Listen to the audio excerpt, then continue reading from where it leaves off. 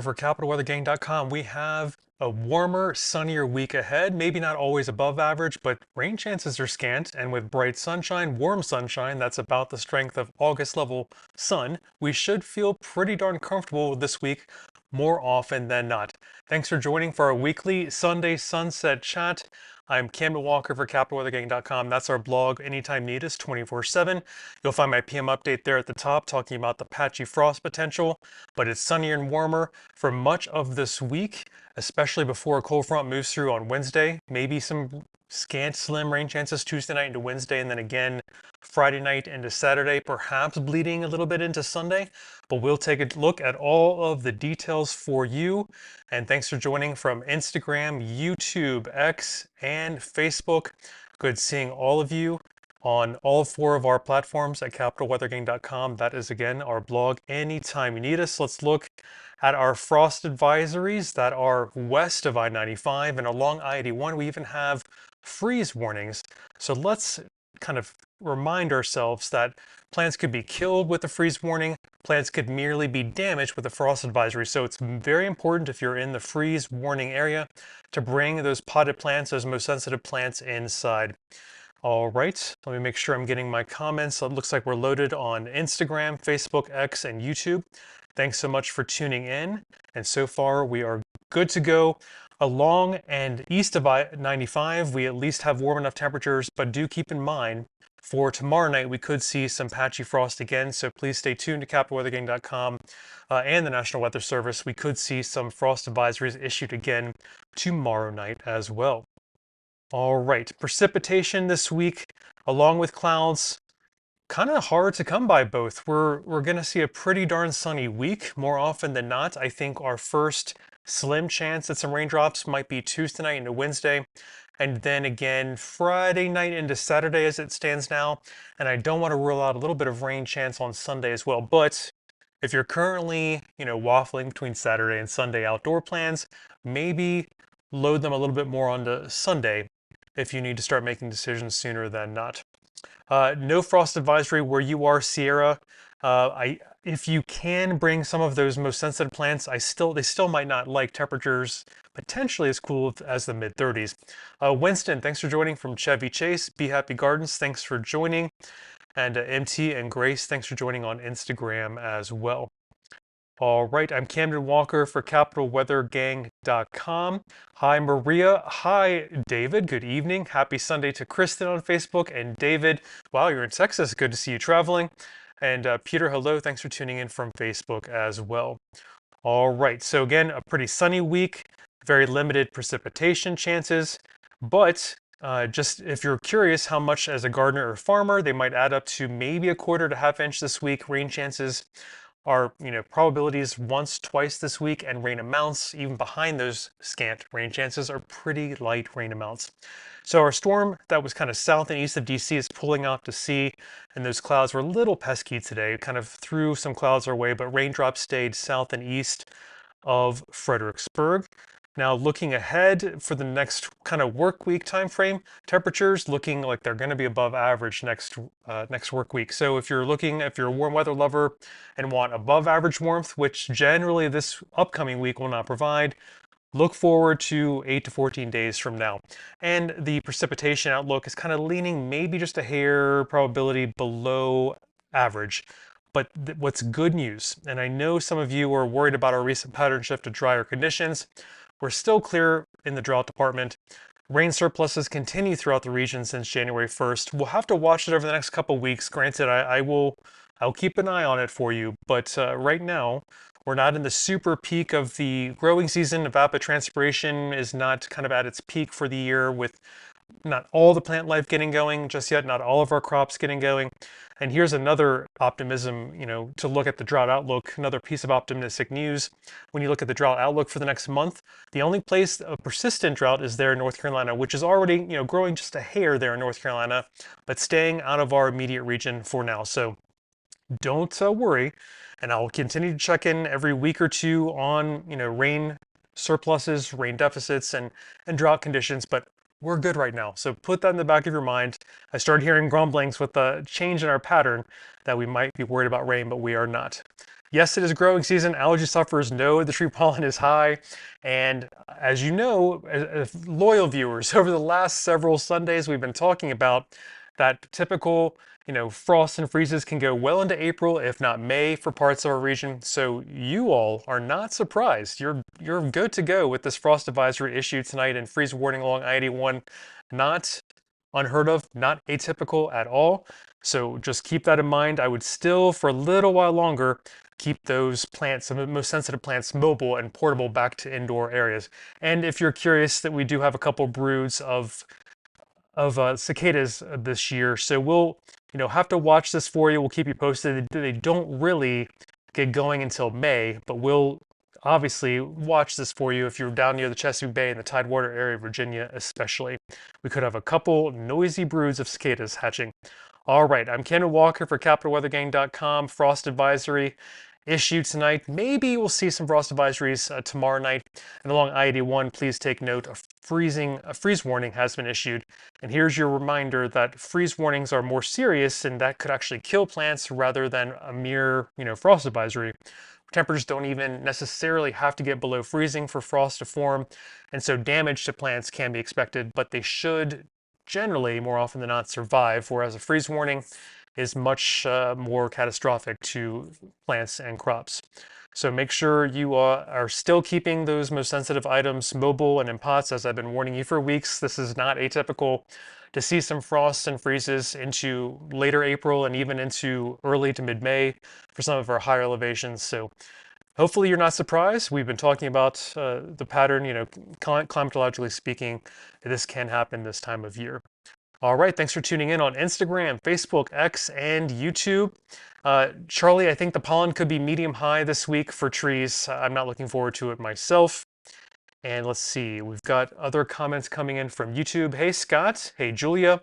Looks like a little bit of frost is possible generally west of you in Springfield, Julia, but I've been kind of leaning toward caution for some folks. If you've got plants, they still might not like mid to upper 30s if they're pretty sensitive. I think tomatoes are one variety of plant you kind of might want to bring inside. And Scott, we're not headed back to a drought scenario. I'll go over that just in a minute to allay fears. We are watching things, but we're in good shape so far. I know we've switched to a drier pattern, but we are not knee-jerking back toward droughts or rainfall deficits just yet. All right, Donna from Facebook. Thanks for tuning in. I will try and get you something for Iowa. You're a loyal viewer. And Rick, the heat is back on tonight. I don't doubt it. And Ruth Elisa, hello. Thanks for tuning in from Facebook. And Lewis, indeed, cicadas are likely not in around the Beltway this year, but as we get toward May, we'll keep you posted, especially for folks near the Chesapeake Bay and Tidewater of Virginia. I think Ruth Lisa keeping a light jacket around is fine, but keep in mind, even with cold mornings tomorrow morning and maybe again Tuesday morning, temperatures should rebound very nicely. This is a very dry air mass, which lends itself to quick heating once the sun is up with a very strong August level sun. So please remember that sunscreen as well. And good to see you from Springfield, Ruth Lisa. And Lewis, good to see you. No worries at all. I really appreciate seeing you. And Ruth Elisa, I know we should indeed do that. And Robin, summer predictions typically wait till closer to Memorial Day, but we'll let you know as other agencies maybe announce some of their summer outlooks, and I'll even start taking a sneak peek for you in the coming weeks. But we have some time to watch that. Give me at least until May to start gathering a little bit of data for you. All right, so good to see you, Robin, on Facebook. And Instagram, appreciate seeing you, TR, Lisa, Nikki, 67 Kate, and Malibu. Making sure I have not, let's see, yep, wait till Mother's Day. Sierra is right, wait till Mother's Day to plant around here. I would say nowadays that typically applies to the I-81 corridor, if you're a county or so within the I-81 corridor. But yes, we have had some frost and freezes closer to the Beltway and I-95 in May, somewhat near Mother's Day. So I can't completely say that's impossible, but we'll get to that in a moment. All right. I think I've caught up on all 4 of our social media channels. Make sure you're following us at CapitalWeatherGang.com on our Facebook page, YouTube, X, and on Instagram. Indeed, Catherine, it will warm up this week. Maybe not above average warmth, but it should feel pretty darn comfortable this week and very sunny. And Ruth Lisa, indeed, April is flying by. Have a really good week if you're waving goodbye at me with that emoji. And Patty, indeed, gardeners, you might have to water a little bit with it being a sunny week this week, but we're not in any drought or major rainfall deficit as it stands now. I just want to get ahead of that because I know we've had a drier pattern, which we're not used to, but the surpluses we'll go into in a second have been ample for us since January 1st. All right, so here's the PM update at the top. I'm Camden Walker, warning you about the kind of frost advisories and freeze warnings near the I-81 corridor tonight. Luckily, around the Beltway and along and east of I-95, you should be okay. But if you have a pot that you could bring inside that doesn't like temperatures below 40, I would recommend it tonight, just in case. Overall, high temperatures pretty darn warm this week. I think our warmest day is likely Wednesday, ahead of a cold front that's going to move through, with slim precipitation chances kind of Tuesday night, Wednesday. Quick shower, quick thunderstorm maybe, but nothing heavy or long lasting. It's overall a very sunny week, pretty warm. Maybe Wednesday technically pokes above average and it's kind of very ample warm conditions, but overall it's a mild, comfortable week, and I think most of us should enjoy it with the sunshine. Use that sunscreen with the sunshine out this week. HJ, if you can take a couple of your items in on Mount Vernon, I would, but overall you're outside of the frost advisory area. But as you know, you're typically in one of the cooler spots in our region if you're away from the river and the bay. All right, I think I've caught up on the Instagram questions and comments. Good seeing you, Hooper and Rooney and Harrison. And precipitation map we'll look at again, Peter and Ruth Elisa. Enjoy what you're eating. That's great.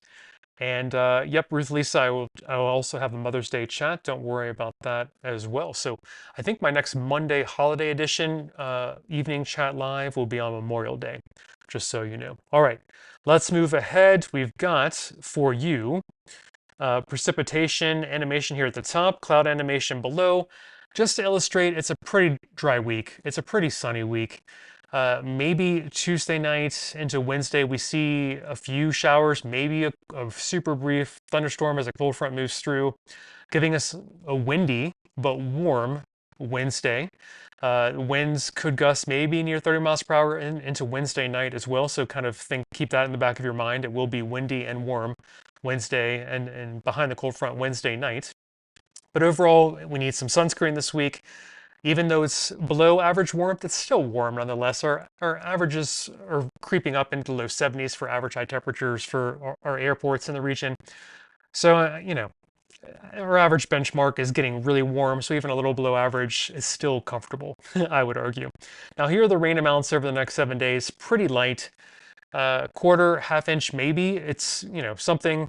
If we see a lot of this light precipitation for a couple more weeks, maybe then I'll have more concerns about abnormally dry conditions or drought to speak of. But as I want to allay those fears, we are doing just fine in the drought department. Rain surpluses continue since January 1st throughout the year. I'll zoom in on maybe shorter term topsoil rain deficits and surpluses as we get further into growing season, when evapotranspiration needs for our crops, for our gardens kind of gets more going. But as you can see, a little bit of growth in drought there in North Carolina, and the drought outlook is still just looking at persistent drought in that small spot in North Carolina. The region is remaining in very good shape closer to DC. Precipitation and temperature for the kind of a medium-term outlook into next work week. I think we have a good chance of seeing warm conditions, probably above 80 degrees next week. So if you're a real warm weather lover and you definitely want above average warmth, just wait till next week. It will be your time to enjoy and shine. And precipitation, again, maybe leaning just a hair probability below average for precipitation next week. So we continue to water, especially on these sunny days, but we're doing just fine in the department of drought and rainfall deficits. We're good right now. Pollen, yep, that is still showing us our growing season has started. Trees remain high, and I think will remain high this week. But as I've been saying for weeks now, and none of you who continue to tune in weekly for our weekly Sunday sunset chats are surprised, April and into May, frosts and freezes do happen in the region. Now, if you're in the red zone there, that's one of the earliest final frosts and freezes in the region. I think you're in pretty darn good shape to keep those sensitive plants outside and maybe even plant them in the soil. But that doesn't go for many of us in the region. April into May, we have frosts and freezes possible, as we are seeing tonight. So let's go back, make sure you're aware of the frost and freeze tonight and the differences between freeze warning and frost advisories. So damage could occur in the frost advisory area west of 95, and yes, some plants may not like even below 40 degrees along and east of I-95, but they should be okay. They shouldn't be damaged by frost necessarily, but bring inside a couple of pots if you can. And freeze warning is the most concerning here on this side. That's along I-81, and that's when plants could not only be damaged, but more likely to be killed fully. So please, gardeners and some farmers, I think most farmers know not to plant their most sensitive crops in a widespread manner, but hey, I want everyone to be on the same page, and this is not a surprise for this part of April, but the National Weather Service is appropriately flagging it since growing season has begun. Thanks for tuning in. I'm Camden Walker for CapitalWeatherGang.com. This is our evening Sunday sunset chat on the air another 4 minutes. Anytime you need us, we're at CapitalWeatherGang.com. Thanks for tuning in from Instagram, Facebook, X, and YouTube. I appreciate seeing all of you, and these are great questions and comments tonight.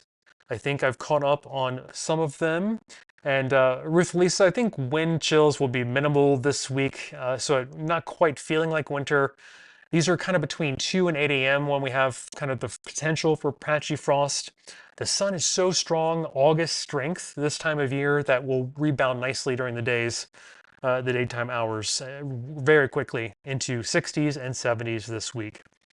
All right, let's see, we've got Peter, thanks for tuning in, you're most welcome. And Michael, a slightly active storm pattern stays into the middle of the country away from the East Coast for now. And let's see, so far no severe storms around here, Michael, but luckily those do stay further west of the DC area. This jet stream is kind of sticking more toward the Great Lakes in Canada when I last checked. Indeed, that's going to bring some activity to the western side of the Appalachian Mountains, west of the Appalachian Mountains. All right, and we've got Tyler. I'm sorry if you're storm chasing. No severe storms in the mid-Atlantic per se just yet on the horizon. Ruth Lisa, yes, I did go to Quebec to view the solar eclipse. It was great. I hope you got to see it as well. Megan and MR and Jana and Annie, thanks for tuning in on Instagram. And next weekend, Sierra is looking maybe a little wet, particularly Saturday, if not Sunday as well. So let me update you there with this precipitation animation and some clouds, which generally cloud-free most of this week. The first little chance of precipitation is Tuesday night into Wednesday. And then, unfortunately for weekend plans, Sierra and others, Friday night into Saturday could be maybe a little showery, maybe a couple storms. And this could bleed a little bit into Sunday as well. So we'll have to watch this as we get closer. Please stay tuned to CapitalWeatherGang.com as we get closer to this weekend. And rain amounts, just so you know, are pretty light in the central part of our region, a quarter, maybe a half inch. So even with a couple slim rain chances, Tuesday night into Wednesday, Friday night and Saturday, maybe Sunday, won't add up to too much by the time you talk to me next week for a weekly Sunday sunset chat. All right, we've got, looking ahead, medium term temperatures warm up next work week, 8 to 14 days out, and leaning below average for precipitation. We are still fine in the drought and rainfall department, so just put that in the back of your mind, at least for another week or two. I'll keep an eye on this for you. With the stronger sunshine this time of year, I know that top part of our topsoil gets pretty dry pretty quickly, so do, a little bit of watering as needed. But again, the drought outlook, even the official one for the next month, is not finding issues in our region. Maybe a little persistence of drought there in North Carolina, where we're doing A-okay. And pollen allergy sufferers like me, we still hate the trees this week. Medium high levels are still expected this week. And the climatological frost and freezes still going into April and May. So it's not too big of a surprise that we have these frost and freeze advisories in the region tonight. Mainly staying, even the frost advisories are still staying generally west of I-95. Along I-95, maybe bring in those sensitive plants that don't like even getting below 40 degrees. If you have a couple pots, bring them inside, just take a second. But overall, I don't think widespread damage with frost is expected along and east of I-95. The more important aspect, if you would live closer along I-81, the freeze warning, that's a level where plants will not even just be damaged, they could be killed fully. So pollen numbers, Tyler, do go down later April and early May, so keep your fingers crossed on that. All right, so Ruth Lisa, thanks again for tuning in. Excellent. Metal and Christy and Beck and Christine and Odely. Charlie, good seeing you. Have a great week, and I'll see you next week as well on Instagram. Bassie, I'm sorry you're annoyed about the cold weather, but at least during the daytime hours, we rebound nicely from the next couple mornings. We might even see frost advisories Tuesday morning, but we're getting strong August level sunshine this time of year, so rest assured. Let me show you the forecast at a glance. We're in the 60s and 70s this week, so it's pretty darn nice. Temperature animation below, warming Tuesday and Wednesday especially. It could be a little bit windy with our warmth on Wednesday, and cooling off maybe a little bit at the end of the week, but sunshine really dominant this week. So enjoy that warmth. Even next work week, as we were talking about, could get above 80 degrees. So if you're a warm weather lover, just hang in there for a little bit longer. We should get a warmer pattern in over a week's time. Maybe by the time you talk to me next Sunday for a weekly Sunday sunset chat, I'll be able to give you just how warm, the magnitude of warmth might be for next work week. All right. On Instagram, thanks for tuning in, Sean MCMJ, and on Facebook and YouTube and X. Carol's covered her tomatoes. Thanks for tuning in from X there, Carol. Everyone cover your tomatoes like Carol. All right, I'm Camden Walker signing off. Please have an enjoyable week with the sunshine, and I will talk to you next Sunday for a weekly Sunday Sunset Chat then. And of course, anytime you need us, we're at capitalweathergang.com. You take care and have a really good and safe week.